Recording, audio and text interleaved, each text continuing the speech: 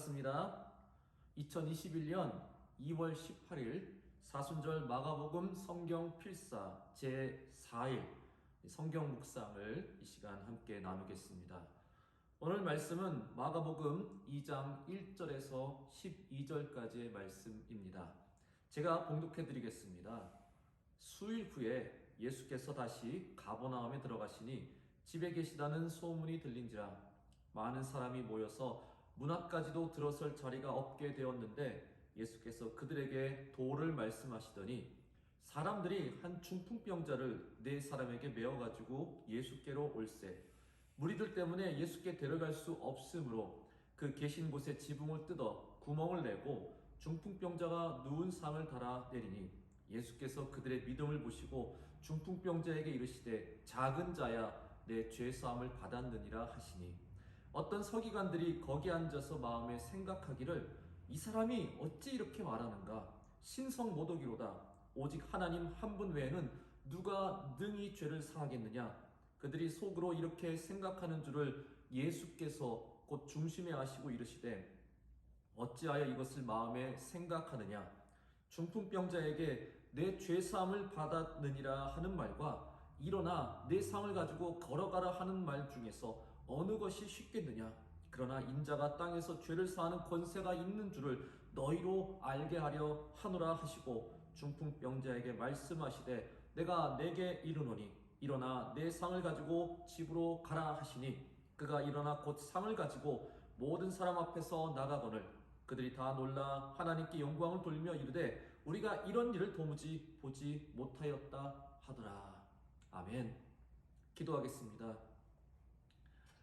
전능하신 하나님, 오늘도 우리가 성경 말씀 필사할 때 은혜 베풀어 주시고 우리 뜨거운 마음을 가지고 주님 말씀을 사모하는 가운데 또 깊이 묵상하며 그 말씀의 뜻을 잘 이해하며 또 필사로 우리 마음에 이 말씀을 새길 수 있게 도와 주시옵소서. 오늘도 이 말씀을 가지고 살아갈 때 우리 예수 그리스도와 같은 믿음의 삶을 살게 하여 주시옵소서. 예수님의 이름으로 간절히 기도하옵나이다. 아멘. 자, 오늘은 중풍병자와 친구들의 라는 제목으로 함께 말씀을 나누겠습니다. 이제 마가복음 2장을 시작합니다. 지난 3일 동안 마가복음 1장을 여러분 아주 은혜롭게 잘 필사하신 줄로 믿습니다. 자, 2장 시작부터 우리가 잘 아는 유명한 말씀이 나오죠. 바로 중풍병자와 내 친구의 이야기입니다. 이 말씀은 마태복음, 누가복음에도 다 기록되어 있는 말씀으로서 그 중풍병자, 움직이지 못하는 마비된 중풍병자 친구를 위한 내 친구들의 그 정말 놀라운 정성과 또한 번뜩이는 그 아이디어, 지혜, 이것이 많은 사람들을 아주 깜짝 놀라게 할 만한 그런 사건이었습니다. 솔직히 나한테 이런 친구들이 있다면 얼마나 좋을까, 그런 부러운 마음이 들게 하는 말씀이기도 하죠. 이 중풍병 환자는 안타깝게도 걸을 수가 없었습니다. 그래서 내 친구의 도움으로 들것에 실려 예수님을 찾아갔습니다. 그런데 예수님이 계신 그 집에 너무나 많은 사람들이 몰려 있었습니다. 그래서 도저히 그 안으로 들어갈 수가 없었어요. 그래서 어떻게 합니까? 고민하다가 지붕 위로 올라가서 지붕을 뚫고 중풍병자를 들것에 실어 밑으로 내려 보내서 그래서 밑에 계신 예수님을 극적으로 만날 수 있게 되었습니다. 와, 생각해 보십시오. 갑자기 지붕이 열리고 들것에 실린 환자가 줄을 타고 쭈르륵 내려오는 것, 사람들이 다 보고 이게 도대체 무슨 일이야? 아마 깜짝 놀라고 기가 막혔을 것입니다. 누가 이런 생각을 했을까? 누가 이런 짓을 했을까? 예수님께서는 그들의 그 번뜩이는 지혜와 또 포기하지 않는 그들의 그런 신념, 어떻게든 예수님을 꼭 만나야겠다라는 그 믿음, 그것을 매우 높게 평가하시고 그들을 칭찬하셨어요. 자, 이제 그러면은 이 중풍병자의 병을 고쳐주셔야죠. 아니, 소문에는 나병 환자도 손만 대시니 그 병이 싹 나았다는데, 그러면 이 환자에게도 손만 대시면은 병이 싹 낫겠습니다라는 그런 기대감을 갖고 예수님을 찾아오지 않았겠습니까? 그런데 예수님은 뜻밖의 말씀을 주십니다. 작은 자야 내 죄사함을 받았느니라. 병을 고쳐주시겠다라는 말씀이 아니라 오히려 죄를 사해 주시겠다는 그런 말씀을 하십니다. 솔직히 이걸 기대한 건 아닌데 말이죠. 물론 죄를 용서해 주시면 그것도 정말 감사한 일이죠. 하지만 아무나 죄 사함을 베풀 수 있는 건 아니었습니다. 그것은 오직 제사장만이 하나님이 주신 영적 권위로 할 수 있는 일이었어요. 근데 예수님이 나사렛 출신의 제사장도 아닌 예수님이 그렇게 죄사함을 베푸시니 거기에 일부 사람들, 특히 서기관들은 예수님께서 죄사함을 함부로 남용한다라고 그건 신성 모독이다 이렇게까지 여겼습니다. 그럼 왜 예수님은 그 자리에서 왜 그렇게 말씀하셨을까요?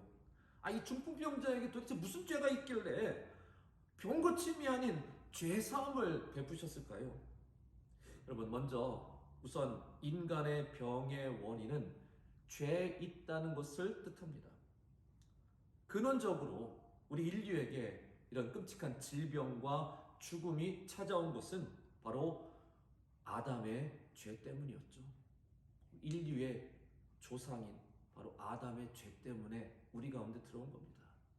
물론 모든 병이 다 죄 때문이다라고 단정지을 수는 없지만 죄를 통해서 질병이 발생하는 경우도 분명 적지 않습니다.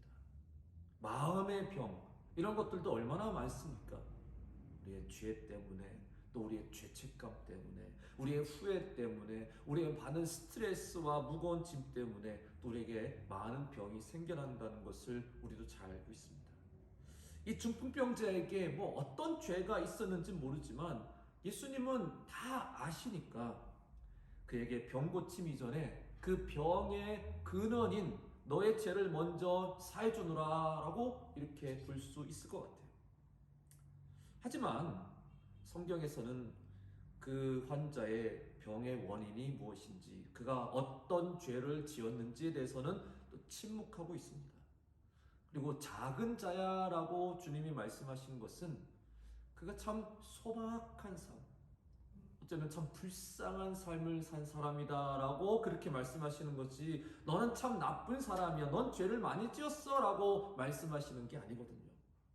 그래서 중풍병자에게 어떤 죄가 있어서 그래서 이런 병에 걸린 거다라고 여기서 함부로 속단할 수는 없습니다. 그것보다 예수님의 죄사함 선포는 많은 사람들 앞에서 예수님 자신이 죄를 사할 수 있는 권세가 있다는 것을 당당하게 선포하신 거예요. 예수님 10절에도 예수님께서 이렇게 설명하시죠. 그러나 인자가 땅에서 죄를 사하는 권세가 있는 줄 너희로 알게 하려 하노라. 내가 이 환자에게 너의 죄 사함을 받았느니라 라고 그렇게 말씀하신 것은 여기 있는 모든 사람들에게 나에게 죄 사함을 베풀 수 있는 권세가 있다는 것을 알리시고 선포하기 위함이라는 거죠. 죄 사함은 아까 말씀드렸듯이 오직 하나님만이 하실 수 있는 고유 권한인데 예수님께서 자신도 죄 사함을 베풀 수 있다라고 선포하신 것은 바로 예수님이 우리의 하나님이시라는 거예요. 마가복음의 지금 그 가장 큰 주제가 바로 그거지 않습니까? 예수님은 바로 하나님이시다. 예수님이 바로 하나님이시며 또 죄사함의 권세를 가지신 하나님과 동등한 권위, 권세를 가지신 분이라는 것을 여기서 증명하고 나타내고 있는 것입니다. 그리고 죄사함이야말로 병고침보다 더 시급하고 중요한 문제라는 것을 예수님도 말씀하시죠. 9절에 중풍병자에게 내 죄사함을 받았느니라 하는 말과 일어나 내 상을 가지고 걸어가라 하는 말 중에서 어느 것이 쉽겠느냐. 여러분, 무엇이 더 시급하겠느냐라는 말씀과 같아요. 지금 더 중요한 문제는 바로 죄사함의 문제다. 그렇기 때문에 예수님이 이 땅에 직접 찾아오신 것입니다. 이 땅에 많은 사람들이 죄 가운데 신음하고 있고 도저히 이것을 어떻게 해결할 수 없는 방법이 없는 가운데 예수님이 그것을 불쌍히 여기시고 하늘 보좌를 버리시고 직접 이 땅에 내려오셔서 우리 가운데 찾아오셔서 너희들의 죄를 내가 다 용서해 주겠노라. 찾아오는 이들에게 모든 죄를 사해 주시는 죄사함의 은혜를 직접 베풀어 주신 것입니다. 사랑하는 성도 여러분, 죄사함은 이 세상에서 가장 강력한 권세요, 바로 힘입니다. 죄와 그로 인해 일어난 사망은 어쩌면 이 세상에서 가장 강력한 권세일지도 몰라요. 사망이라는 것, 죽음이라는 것, 아무도 피해갈 수 없는 가장 강력한 권세 아니겠습니까? 누구든지 죽음이라면 다 벌벌 떨게 되는데, 근데 그 죄와 사망까지도 다 무력화시킬 수 있는 권세가 바로 죄사함이에요. 그러니 얼마나 강한 권세이겠어요. 근데 왜 그게 그렇게 강력합니까? 그것은 용서하는 주체가 또한 자신을 희생해야 하는 것이기 때문이에요. 예수님은 자신을 희생하시면서 우리에게 죄사함을 베풀어 주셨습니다. 말로만 그냥 야 내가 너의 죄를 다 사하노라 말로만 하신 게 아니고 예수님은 자기 생명을 내놓으시면서 희생하시면서 죄사함을 베풀어 주셨기 때문에 그것이 놀라운 권세라는 거예요. 예수님도 이 땅에 오신 이유를 분명히 우리에게 말씀하시죠. 자기 목숨을 많은 사람의 대속물로 주려 함이니라. 대속물로, 여러분, 우리를 대신하는 제물이 되셨다. 내가 지은 죄는 내가 마땅히 그에 대한 그런 처벌을, 벌을 받고 또한 그 죄로 인해서 내가 죽어야 될 운명인데 예수님이 나 대신 그 징벌을 짊어지신 것입니다. 예수님은 우리를 대신해서 십자가를 짊어지시고 또한 그 십자가에 달려 죽으신 것이죠. 그렇게 해서 우리가 참된 진정한 죄사함을 누릴 수 있게 된 것입니다. 예수님의 희생이 있었기 때문에 이 용서함이 권위가 있고 또한 효력이 있는 것입니다. 마찬가지로 우리도 누군가에게 진정한 용서를 베푼다는 것이요, 때때로 참 굉장히 힘들다는 것을 우리도 느끼게 됩니다. 그렇죠? 누군가를 정말 용서하려면 나의 체면과 나의 자존심과 나의 상한 감정과 심지어 내가 정말 피해본 것들, 내가 피해본 재물과 손해와 이 모든 걸 다 내가 내려놓아야 돼요. 그래야만 진정한 용서가 성립될 수 있는 것이죠. 그래서 요즘엔 참된 용서를 만나기가 쉽지 않습니다. 더욱이나 이 사회가 개인주의 사회로 점점 변하면서 공과 사는 분명히 구분하자라는 그런 생각이 만연하면서 조금이라도 뭔가 우리가 서로에게 잘못했을 때, 어떤 누를 끼쳤을 때 느긋하게 또 용서하고 또 자비를 베푸는 그런 모습들이 요즘에는 잘 보이지 않습니다.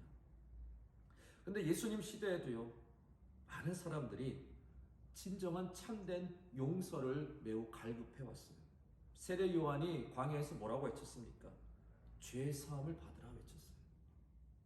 그 한마디에 전국에서 수많은 사람들이 세례 요한에게 몰려들었습니다. 용서받고 싶어서 진정한 용서에 갈급했기 때문에 누가 나의 죄를 과연 용서해 줄 것인가, 그래서 그 기대감에 세례 요한에게 몰려들고 그에게 세례받았어요. 베드로도 예수님을 만나서 뭐라고 고백했을까요? 주여 나를 떠나소서 나는 죄인으로소이다. 자신을 하나도 모르던 사람에겐 나는 죄인입니다 이렇게 고백한 건 뭐예요? 베드로 마음에 정말 죄 사함 받기 원한다는 그런 갈급한 마음이 가득했다는 겁니다. 자신을 진정으로 용서해 주실 그런 분을 그가 찾고 있었던 거예요.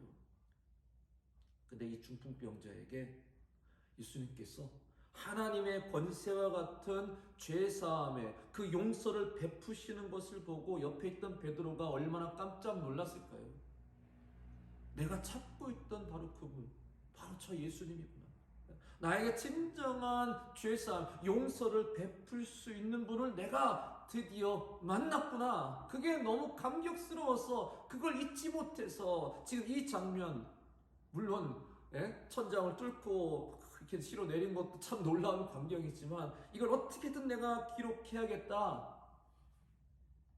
나에게 진짜 용서를 베푸시는 분, 예수님이라는 것을, 그 감격에 그것을 여기서 이 마가복음에서 고백하고 있는 것입니다. 용서는 우리의 삶을 크게 변화시킵니다. 이 중풍병자는 진정한 용서함을 받았습니다. 사실 죄 없는 사람이 어디 있어요? 이 사람의 죄가 무엇인지는 알지 못하지만 누구든지 다 예수님 앞에 나오면 죄사함을 받게 됩니다. 그랬더니 그의 병도 고침받았고 그의 인생도 다시 새롭게 시작할 수 있었고, 이 죄사함의 축복, 이게 사실 얼마나 우리에겐 큰 축복이 되는지 몰라요. 오늘 말씀을 마치겠습니다. 오늘 이 말씀 묵상하시고 필사하실 때 여러분 마음에도 예수님, 나의 죄를 예수님 다 용서해 주세요 라는 간절한 마음과 고백으로 기도하시면서 여러분 이 말씀 필사하시기 바랍니다. 또한 하나님께서 우리의 죄를 다 용서해 주셨으니 우리도 서로 마땅히 용서하며 살아야 될 것입니다. 예수님처럼 세상에 나가서 용서를 베풀 수 있는 사람, 담대하게 용기를 갖고요, 나가서 용서를 베풀 수 있는 사람들이 되시기 바랍니다. 진정한 용서 말입니다. 그건 쉽지 않아요. 나를 내려놔야 되고요, 나를 희생해야 됩니다. 그러나 진정한 용서가 있다면 사람들의 인생을 정말 바꿔놓을 만큼 강력한 은혜가 될 것입니다. 저와 여러분이 오늘 이 말씀을 통해 또한 예수님 다시 한번 나의 죄를 용서해 주시기를, 그 죄사함의 은혜를 다시 한번 경험하시고, 또 여러분도 나아가서 삶 속에서 진정한 용서를 서로 베푸시면서 많은 사람들에게 참 하나님께서 그들의 마음에 변화시켜 주시길, 그의 삶을 변화시켜 주시는 그런 능력이 우리 삶 가운데 이루어지고 나타날 수 있기를 주님의 이름으로 간절히 축원합니다. 아멘.